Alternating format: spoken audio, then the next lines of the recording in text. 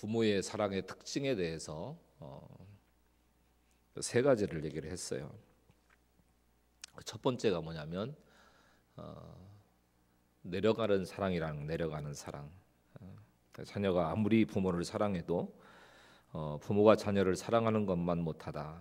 또 두 번째는 되돌아오지 않는 사랑인데 부모의 사랑은 마치 물처럼 흘러간다는 거예요.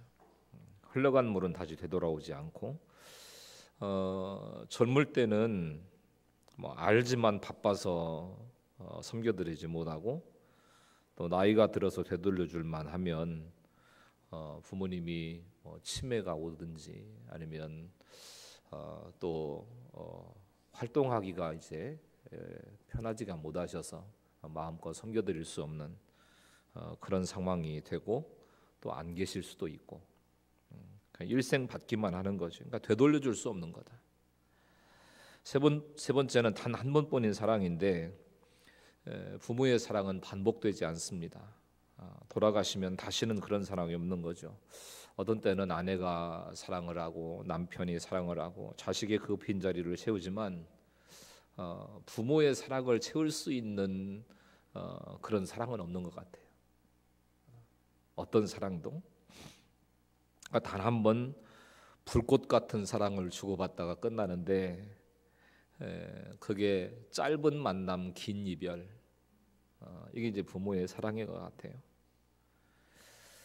그래서 어떻게 보면 부모님의 사랑은 위대하고 또 슬프게도 느껴져요. 어떤 때는 위대하면서도 슬프다.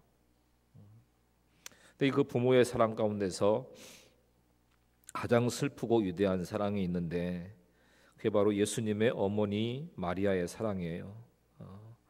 예수님께 마리아는 특별한 존재죠. 이제 동정녀의 몸을 통해서 이 땅에 오셨으니까. 그래서 우리는 마리아에게서 자녀 사랑을 배우고 예수님에게서는 부모 사랑을 배울 수 있는 거예요. 자녀 사랑과 부모 사랑을 배울 수 있다. 먼저 마리아는 예수님을 위해서 평생 울면서 산 것을 보게 됩니다. 어느 날 마리아에게 천사가 나타나서 내게서 태어날 이는 거룩한 하나님의 아들이라 일컬으리라. 남자를 가까이 해본 적이 없어요, 마리아가. 그런데 임신을 했다니까 이게 뭐 충격 정도가 아니죠. 정말 충격 중에 충격인 거예요. 그렇다면 마리아는 간음을 한 여인이 된 거고 간음한 여인은 율법에 돌로 쳐 죽임을 당해야 되는 거예요. 약혼자에게 파혼당할 건 말할 것도 없고 한 여자의 앞길이 완전히 무너져 버리는 거. 그 시대에는 완전히 사라져 버리는 거예요. 천사가 불쑥 나타나서 얘기하고 사라져 버리니까 따질 수도 없어요. 해명할 길도 없는 거고. 점점 불러오는 배를 바라보면서 사람들이 손가락질합니다. 결혼도 안 한 여자가 임신을 해서 배가 불러오는데 돌에 맞아 죽지도 않고 운도 좋다. 수많은 손가락질과 조롱이 있었지만 별 수 없이 당했어야 돼요. 그러다가 하나님의 은혜로 예수님을 낳았습니다. 예수님 낳는 순간부터 또 눈물이에요. 왜냐하면 헤롯이 예수님을 죽이려고 했기 때문에 어린 핏덩이를 안고 한 번도 가본 적이 없는 애굽으로 피난을 내려갑니다. 지금도 이집트 카이로에 가면 예수님 피난교회가 있어요. 그래서 학자들에 의하면 이 예수님 피난교회에서부터 기독교가 시작됐다 이렇게 보는 사람들도 있어요. 이게 콥틱 기독교거든요. 콥틱. 그래서 예수님은 살아나셨지만 그 때문에 수많은 아이들이 죽죠. 2살 아래 아이들은 다 죽여라. 유아 학살령이 내려가지고 다른 아이들이 다 죽어요. 예수님께서 30살이 되셔서 공생애를 시작하셨는데 그때부터 마리아는 또 고난이 시작됩니다. 예수님 한 곳에 정착하지 않으셨죠. 공생애 동안에는 3년 동안 계속 제자들과 이곳저곳 전도여행을 다니시고 사역을 하시고 이렇게 지내셨어요. 여우도 굴이 있고 공중에 새도 집이 있는데 예수님은 집도 절도 없는 거예요. 나이 30이 넘었는데 장가 안 갔다 아들이 뭐 요즘에는 뭐 시대가 그래서 그 나이가 좀 들어도 이렇게 이제 늦게 결혼을 한다든지 아니면 뭐 결혼 생각 안 하고 그냥 홀로 살아가는 이런 자녀들도 있긴 하지만, 근데 그 당시에 부모 입장에서 볼 때 30살이 넘었는데 장가를 안 간다, 걱정이 이만저만이 아닌 거예요. 설상가상으로 나쁜 소문까지 났는데 예수가 미쳤다, 예수가 귀신 들렸다, 이런 소문이 들려오는 겁니다. 그러니까 여러분, 어머니 입장에서 이런 얘기를 들을 때마다 얼마나 조마조마했겠어요. 그러니까 자식 키우는 부모 마음은 다 똑같은 거잖아요. 근데 아들이 미쳤다, 귀신 들렸다, 이런 얘기 들려오니까 정말 힘이 든 거죠. 그러니까 한 번은 하도 예수님이 집에 안 들어오니까 동생들을 데리고 예수님을 찾아갔습니다. 아들을 찾아간 거죠. 그랬더니 제자 중에 하나가 예수님께 얘기를 해요. 예수님 어머니와 형제들이 밖에 찾아왔습니다. 그때 마태복음 12장 48절부터 50절까지를 보면 뭐라고 얘기를 하냐면, 같이 한번 읽습니다. 시작. 누가 내 모친이며 형제냐 하시고 손을 내밀어 제자들을 가리켜 이르시되 나의 어머니와 나의 동생들을 보라. 누구든지 하늘에 계신 내 아버지의 뜻대로 하는 자가 내 형제요 자매요 모친이라 하시더라.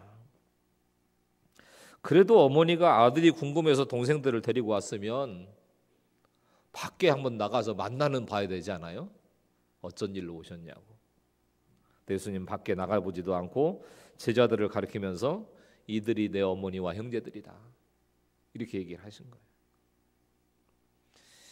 그러니까 진짜 마리아는 하나님의 아들 예수님을 낳았다는 이유만으로 수많은 고생과 눈물을 흘리며 살아야 됐습니다.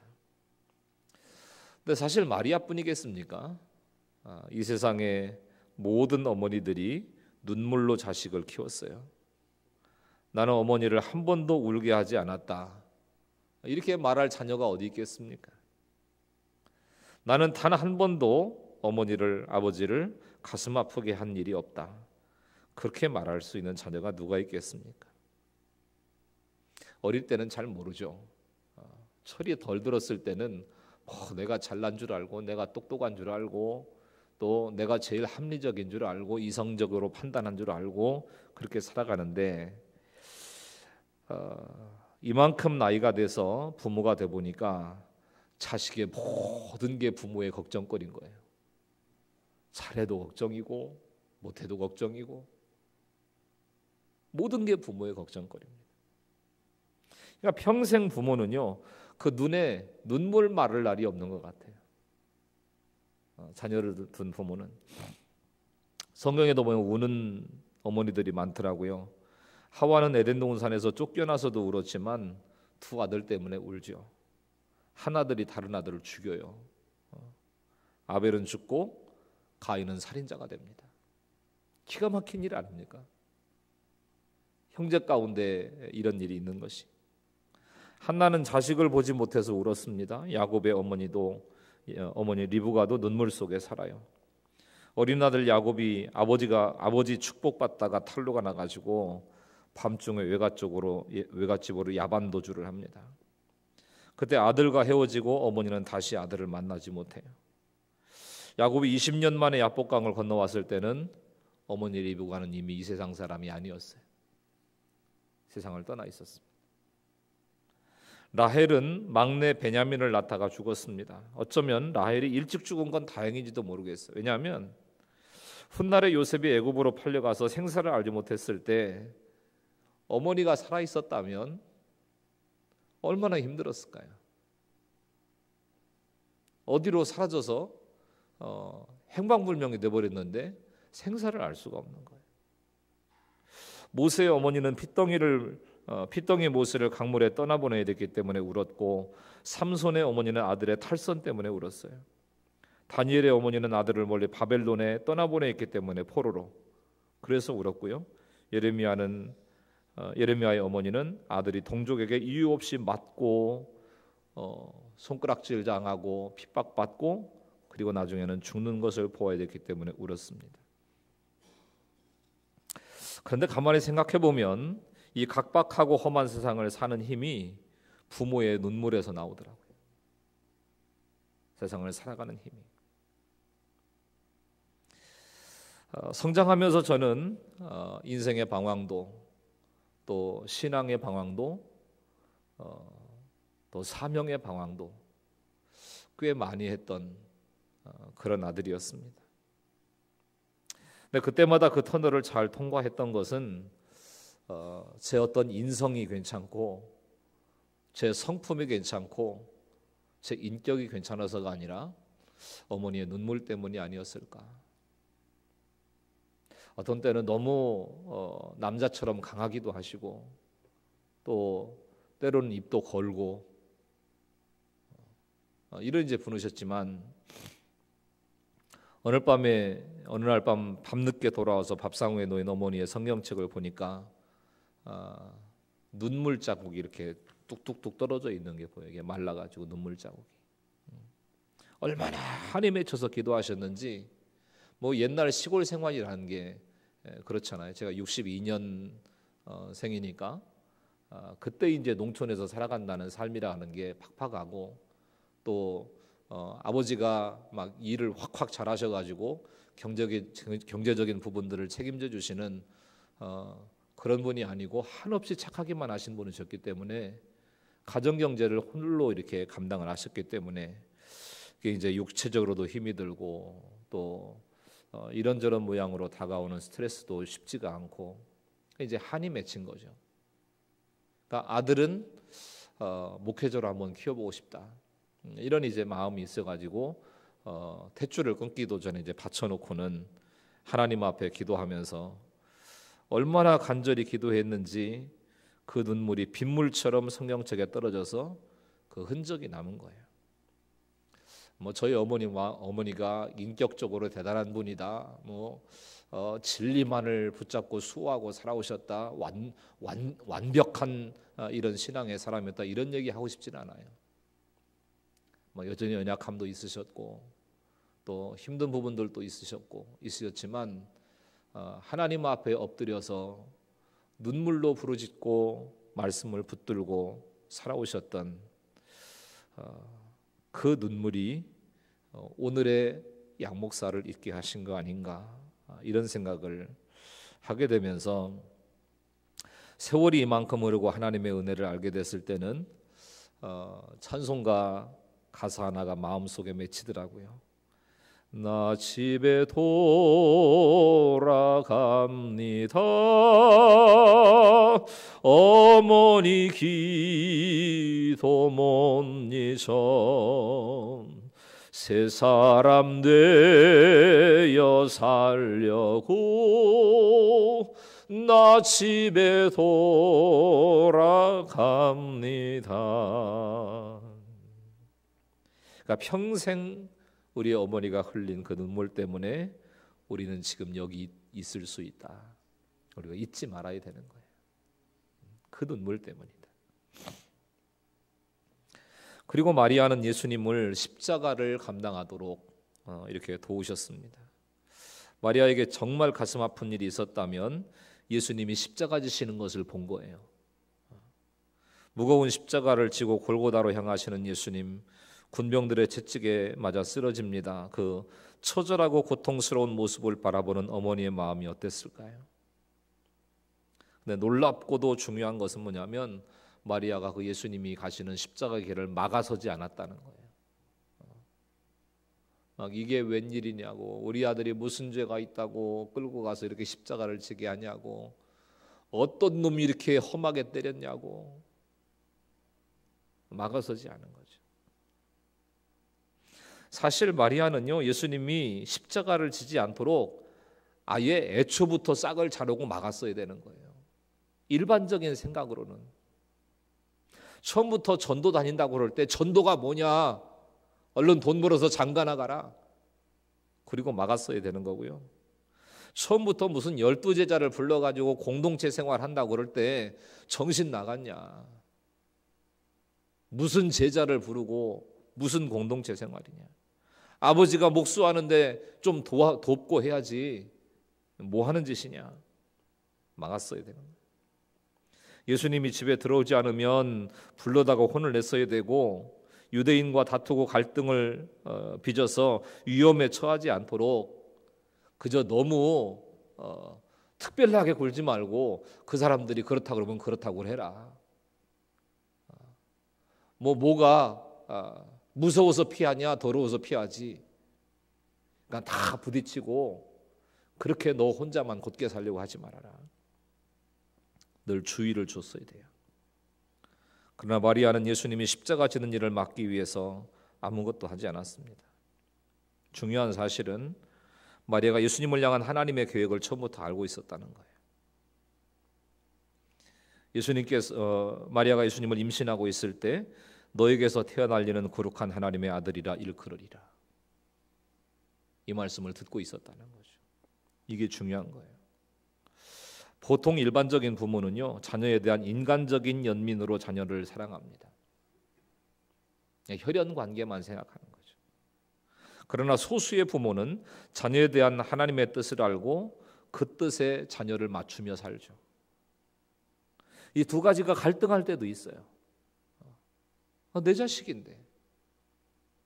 그러나 하나님의 뜻이 내 자녀를 사용하시겠다는데. 그러나 중요한 건 하나님의 뜻이 언제나 먼저라는 거죠. 혈통의 사랑만을 가지고 자녀를 대하지 말아야 될 이유인 것입니다. 하나님의 그를 향한 계획이 더 중요하다는 거예요. 내 소유가 아니고 하나님이 목적을 가지고 이 땅에 보내신 하나님의 소유라는 거예요. 그래서 헬리나 오웨는 어떤 얘기를 했냐면 자녀는 부모의 손님이다. 자녀는 부모에게 온 손님이라는 거예요. 손님. 주인은 손님에게 두 가지를 합니다. 우리 집에 머무는 동안 잘 해주고 떠날 때는 안 붙잡아요. 말없이 보내주는 거죠. 막 한 달만 더 있어 달라고, 1년만 더 같이 살자고. 손님에게 그런 얘기 안 하죠. 손님은 내 소유가 아닌 거예요. 험한 세상에서 내 자녀와 내가 만난 것은 그 자체가 은혜라는 거예요. 내 자녀가 내 집에 와서 30년을 살았다면 하나님이 주신 감사의 조건이라는 거죠. 나 같은 사람에게 그런 분에 넘치는 자녀를 보내주셨는지 부모는 늘 감사하고 살아가야 되는 거예요. 자녀는 하나님의 소유이기 때문에 하나님의 뜻에 맞춰 살게 됩니다. 마리아가 이걸 알았어요. 예수님은 내 자식이 이전에 하나님이 보낸 하나님의 아들이다. 그러므로 내 자식으로 이 땅에 온 것이 아니고 하나님의 아들로 이 땅에 왔다. 내가 할 일은 그를 도와서 하나님이 그에게 맡긴 사명을 감당하게 하는 것이다. 그에 대한 내 감정이 중요한 게 아니라 그에 대한 하나님의 뜻이 중요하다. 이게 마리아의 믿음이었다는 거죠.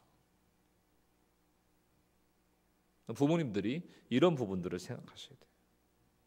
눈물이 자식에 대한 인간적인 사랑이라면 하나님의 뜻은 자식에 대한 하나님의 사랑인 거예요. 내 자녀에 대한 하나님의 사랑. 안중근 의사가 하얼빈에서 이토 히로부미를 죽이고 체포돼서 사형 선고를 받았어요. 그 소식을 들은 안중근의 어머니 조마리아 여사가 아들에게 편지를 보냅니다. 이런 내용이에요. 장한 아들 중근이 보아라. 이제 너는 조국을 위해 죽을 것이다. 사형 언도를 받으면 항소하지 마라. 네가 벌한 이들에게 용서를 구할 필요도 없고 법에 호소하여 더 길게 살 필요도 없다. 혹시 어미보다 먼저 죽는다고 불효라고 생각하지도 말아라. 작은 의에 연연하지 말고 큰 뜻으로 조국을 위해 죽어라. 그것이 어미의 소원이다. 너무 독하지 않아요? 엄마가 좀 독해 보이지 않습니까? 내 안중근의 배후에는 이런 훌륭한 어머니가 있었다는 거죠. 만일 안중근이 죽는데 어머니가 울며 불며 항소하고 아들을 살려달라고 침략해온 니들이 잘못이지 우리가 무슨 잘못이냐 이렇게 했다면 어떻게 됐을까요? 결국 안중근은 어머니의 뜻에 따라서 항소하지 아니하고 놀라울 정도로 의연하게 감옥 생활하다가 순국합니다. 여러분, 자녀를 위해서 흘리신 눈물이 있으십니까? 그러나 한 가지 더 하셔야 돼요.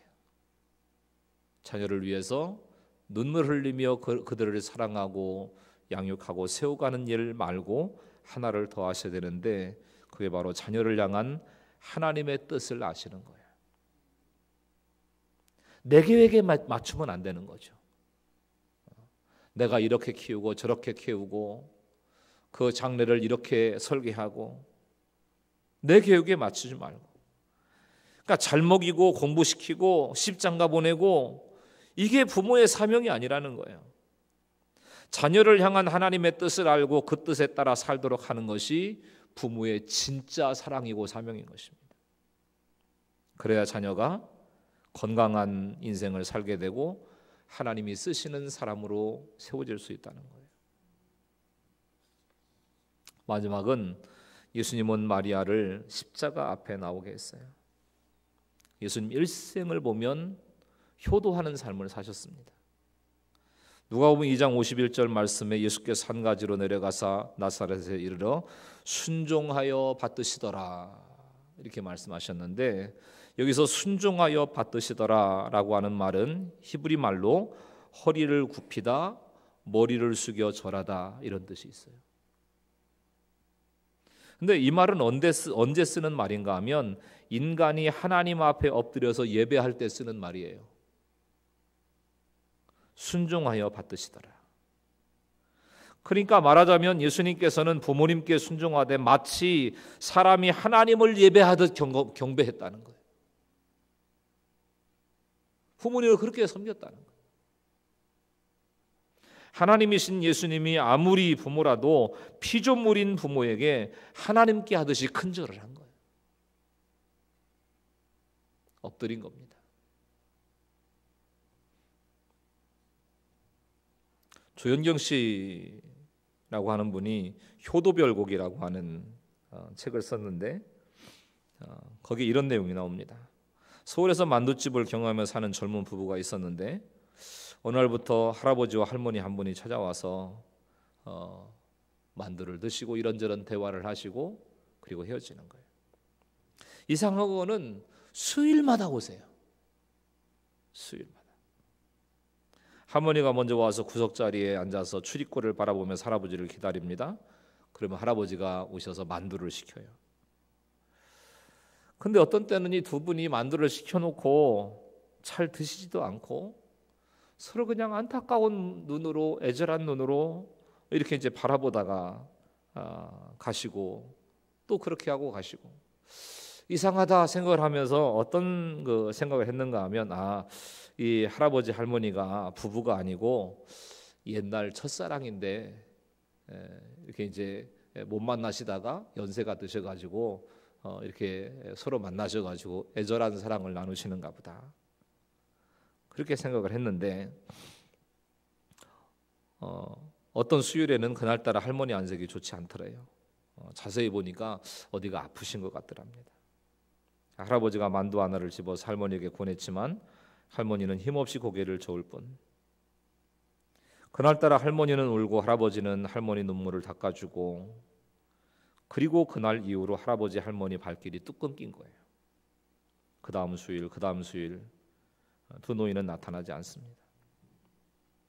두 달이 지난 어느 수요일 오후 3시에 할아버지가 문을 열고 만두집 안으로 들어옵니다. 너무나 반가워가지고 할아버지 어서 오시라고, 왜 그동안 안 오셨냐고, 할머니도 곧 오시죠? 그리고 울었더니 할아버지는 죽었어. 할머니가 죽었어. 만두집 부부가 더 놀란 건 할아버지의 사연이었습니다. 할아버지 할머니는 첫사랑 관계가 아니고 부부예요.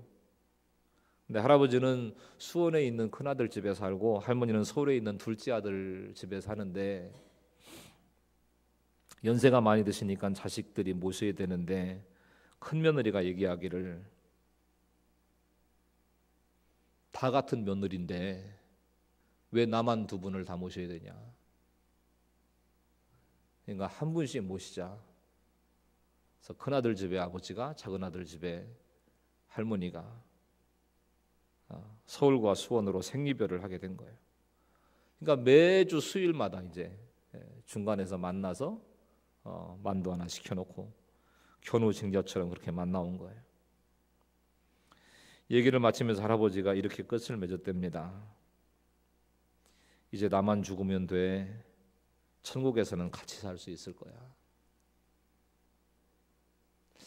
이게 참 요즘 시대를 살아가는 우리가 한번 생각해 봐야 될 이런 이제 부분들이 아닌가 싶어요. 근데 여러분, 부모님이 이렇게 연세가 드셔서 이분들을 잘 섬겨드리고 또 천국 가시는 길들을 잘 이렇게 섬겨드리고 하는 것도 중요하지만, 근데 효도 중에 가장 큰 효도는 뭐냐면 부모를 십자가 앞에 나오게 하시는 일입니다.